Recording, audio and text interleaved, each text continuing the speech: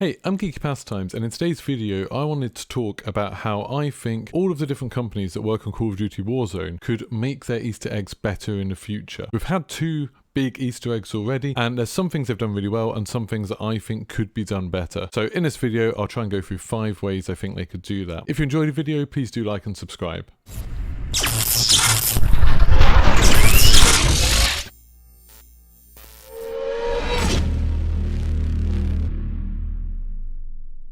As some of you know, I was one of the first people to get into the stadium boardroom, so I completed that Easter egg. I'd actually done it like 3 times before they actually fixed it so it could work. So I'd been doing it quite a lot from as soon as this season launched. I was also part of the Bunker 11 group that got into Bunker 11 the first time, so I wasn't one of the players that got in first, but I was part of that group that worked it out, and we all got in very, very early on.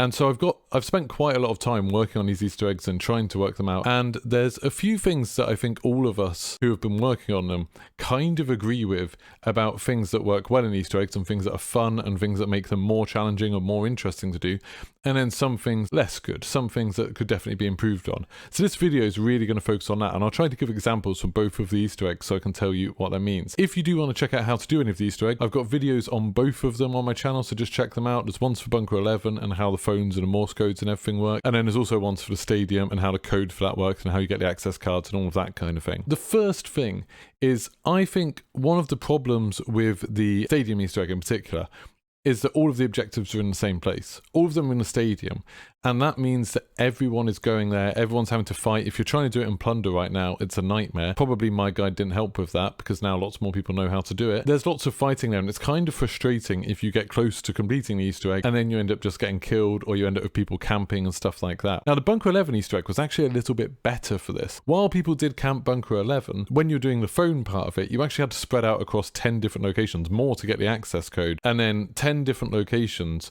to register the phones, which meant you were less likely to find people at every single one. Inevitably, there's always going to be people who are camping the objectives. That's always going to happen. It's super annoying because with the Bunker 11 one, if you just camp the phones, you're not going to get anything out of that other than maybe a couple of kills. If you're camping the bunker, it's very unlikely you're actually going to get into Bunker 11 that way, even when like it was at its peak, because if you're killing people who get close to the bunker, you don't know if they're maybe the people who could have opened it up for you. And then even then, the people who open it up are normally the ones who get in there first. It wasn't a great strategy, but people are just doing it to troll people. With the stadium one, we've seen people camping the office doors to try and get the codes, or even camping the boardroom. Again, camping the boardroom is really dumb. You don't let someone enter the code, then you're not going to get in either. And if you're camping the offices, you've still got a whole problem that if you're killing people who are actually doing the Easter egg, you're less likely to open up the boardroom. So it's always way easier just to do the Easter egg than camp that, but we've got to accept there's always going to be trolls. So how do you minimize that? The biggest thing is to spread out the objectives across the map. Have the objectives all over, like the Bunker 11 ones were. But then even better than that, make them different for each team. So every team that activates the Easter egg, have them go to a different set of things. So you still might have some people going to some ones that overlap, but you won't have everybody going to the same 3 places. I think it'd be really helpful if you had something like the Bunker 11 Easter egg with the phones, maybe with the computers. There's 7 computers coming up. If you had each team sent to a different computer, you'd still have the kind of race to complete everything, but maybe you wouldn't get loads of people just camping one particular computer and ruining everything, or you wouldn't get people where you're getting involved in too many fights while you're trying to do it. I get that there is some fun in having fights while you're doing the Easter egg, but because so few people do the Easter egg compared to people that are playing the game normally, it ends up getting kind of frustrating all the time while you're doing it. So the second thing that I think they could do that would be better is to have all of them happen in out-of-the-way places. One of the big problems with the stadium one is that obviously stadium's a big new area for Season 5, so loads and loads of people are dropping in stadium, and that's obviously making things much more difficult. While we were doing the Easter egg at the beginning, that when you're trying to look for things, you're constantly having to fight, you're constantly having to worry about more and more teams coming in. Even if you win a fight, there's probably another team that heard that fight and will come in and finish you off. So having them happen somewhere else would be really useful. The Bunker Easter egg again was brilliant for this. Bunker 11's super out of the way, and lots of people didn't even know it was really there until the Easter egg started. All of the phones, except for the one in the ATC tower, are in fairly out of the way locations that not many people hung around in, and that actually made it a problem that if you got number 6 on that Easter egg, which meant you had to go to the phone in the ATC tower, sometimes that was enough to ruin it, because there's only one way up there, or there was then, and it made it really, really difficult to get that one. And I think that showed us that having the objectives in more sort of spread out weirder locations means that it won't interfere with how the game normally runs. People that don't want to do the Easter egg, but people who do want to do the Easter egg can kind of be left alone a little bit more to try and work these things out. The Stadium one hasn't done that one very well at all. I'm really hoping that whatever the next Easter egg is, if we get another one this year, that it's going to be something to do with all of the different bunkers that we have. So I'm hoping we're going to get something different where maybe we will be able to go, you know, to bunker 0, bunker 1, bunker 3, bunker like 7 and 8, all of those sub bunkers that we haven't been able to get into so far. And then all of those are spread out across the map. They're in places that people don't often go, especially bunker 0. Whenever I go there on stream, loads of people don't even seem to know it exists. And I think that would mean it's a lot easier and a bit more fun to work it out, a bit less frustrating. Now the third one applies a bit more to the Stadium one. I'd like it if they gave us some kind of heads up as to when it's going to unlock. If they ever want there to be kind of a race for people to work this stuff out, you need to have a fair start time. With this last one, we obviously knew Season 5 was unlocking, we knew when that was happening,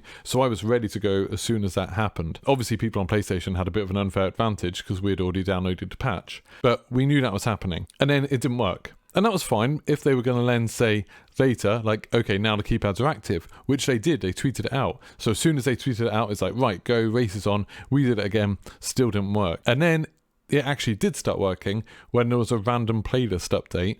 That was the thing that triggered it and fixed it all and made it all work. And I just happened to like come back in after I'd been for a walk. And then I thought, oh, I'll just have a go playing Call of Duty again. And I was just lucky that that coincided with when a load of people suddenly started messaging me saying like, oh, there's a playlist update, the keypads are working. Loads of people who, you know, were just asleep in different time zones or just didn't realize there's anything going on with Call of Duty, completely missed out on a chance to even be a part of that. And it'd be fun if, you know, people like streamers and stuff got involved, if there was a lot more people doing it. Obviously, I know I probably wouldn't have got in first if it wasn't for that, but I still think it'd be good for the community as a whole if we kind of had an idea of when this is going to be happening, of when we can start looking. Otherwise, you end up wasting hours and hours and hours trying to do something that's impossible, which is kind of annoying. With Bunker 11, we didn't really know there was going to be an Easter egg in the first place, so that was kind of exciting when that all happened, that we sort of suddenly got the phones working, and we could do stuff. So sometimes I understand how it can maybe be more interesting if they don't tell us and it's kind of something people discover. If they want there to be any kind of community event around racing for it, then I think they do need to let us know. Now the fourth thing is I think they should avoid too many random elements. As anyone that's tried it will tell you, the most frustrating thing about a Stadium Easter egg isn't anything to do with the codes, it's getting the access cards in the first place. There's only 3 cards, there's only 1 of each card, and they seem to despawn. So that means that you've got this problem that once you go in there, you aren't guaranteed to find the things you're looking for, even if you know exactly where to look. We've got better at it because we kind of know where some of the places are that they spawn. Today, I think we had 6 attempts and we got 4 groups through, or maybe 5 groups through in 7 attempts, which was really, really good. But then we've also had like a group that we've taken an hour because we keep trying again and again and again and just don't find them, even if there's no one else there. That doesn't make it fun because it means when you're trying to work it out, sometimes it doesn't work and that wasn't your fault. With Bunker 11, you can do it every single time. Like once you know how to do it, once you've worked out how to do it, you can do that every time. And it wasn't an easy thing to work out, you know, working out that the phones were Morse code and that they all corresponded to numbers and that part didn't change, but that the access card did change and that it was in Russian and we had to learn all the numbers in Russian. All of that stuff was stuff we had to work out and was fun to. But then once you got it, you could then do it as many times as you wanted. And it was like really repeatable. So I think they should try to keep to stuff like that in future, where there's stuff where as long as you know how to do it, you don't have to rely on a random drop or something that could potentially despawn or disappear or be stolen before you even get there, because that's really irritating. Now the fifth one is a little bit more personal maybe, but I think when you look at things like World of Warcraft with the raids or other games where they've had big sort of things like puzzles and things to work out or things that you need to complete, like Destiny with their raids and things like that, they do a little bit of kind of community work, building up the teams that are racing for it, building up the teams that get there first. And I really think that they could do a little bit more like that. You know, there wasn't a tweet or anything from any of the official accounts saying like, hey, well done Geeky Pastimes for getting in, or anything like that. And I find that slightly strange that like they've put this great thing in. I think some of the community get quite hyped about it. It'd be really cool if there was some acknowledgement for the people that managed to do it, or maybe even something in game like, you know, the people who get in after the first person gets in, everyone in the next half an hour that gets in gets a special calling card or an emblem or something like that, you know, an emblem with the picture of the egg from the screen in Bunker 11. I'd love that. That'd be awesome. So I think it'd be really cool if they had some sort of recognition just to kind of tell people that this is going on and sort of embrace the community a little bit. While I think Modern Warfare is one of the best Call of Duty games we've had in a very long time, and I absolutely love Warzone, I've played loads of it, I do think the way they've been talking to the community seems a little bit like out of step with how the community seems to be. They go through little bursts of giving us loads of stuff, which is really great, but they don't seem to talk that much about things that are going on or things that people are working on or things that people are excited about. It all seems to be very much kind of one-sided, where they just tell us things they want to tell us and never listen to the other side, which is a shame because I think they could do a lot of stuff.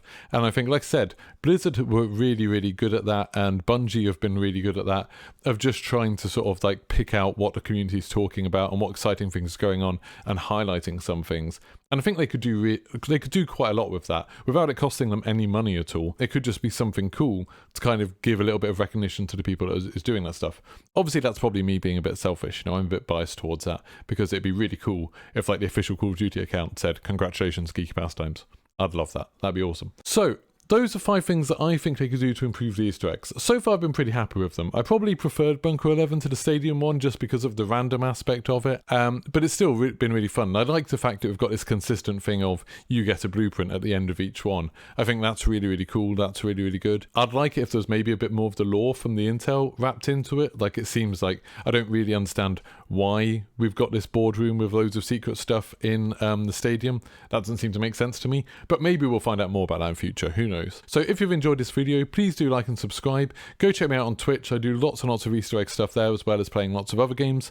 So I'm Geeky Pastimes over there, and thank you very much. Goodbye.